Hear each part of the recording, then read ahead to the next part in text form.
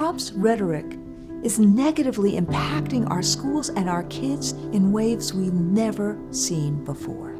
I'm being divisive right now because I want to win. We're going to get a special prosecutor, and we're going to look into it. Donald Trump is not in charge of the law in our country. Because you'd be in jail. We decided to survey the teachers who belong to our network. Had they noticed an impact of the election on their classroom? Did they have any concerns about teaching the election?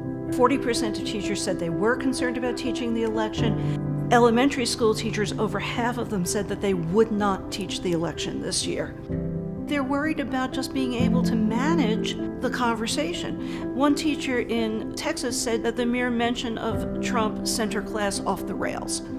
As a civics teacher, elections are always great teaching opportunities, discussing and engaging students with what it means to be a citizen, what it means to have the consent of government. The tragedy this year is that many teachers aren't even talking about all of this for fear it will sow even further division between their students.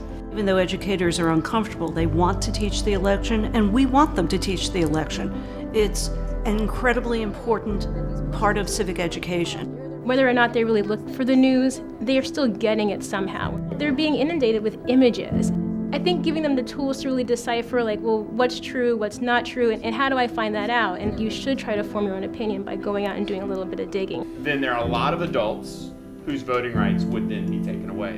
What we've encouraged teachers to do is make sure that you set up the ground rules to have a safe classroom. Make it really clear that just because certain topics and rhetoric are used in the campaign debate, that doesn't mean that they're okay in the classroom. For instance, name-calling or stereotyping entire groups of people, it's okay to denounce that behavior. It doesn't mean that you're necessarily coming out for or against a candidate. With 17 and 18-year-olds, kids that are going to be voting, I have to be genuine about politics and the political landscape. And I have to model appropriate, respectful political behavior.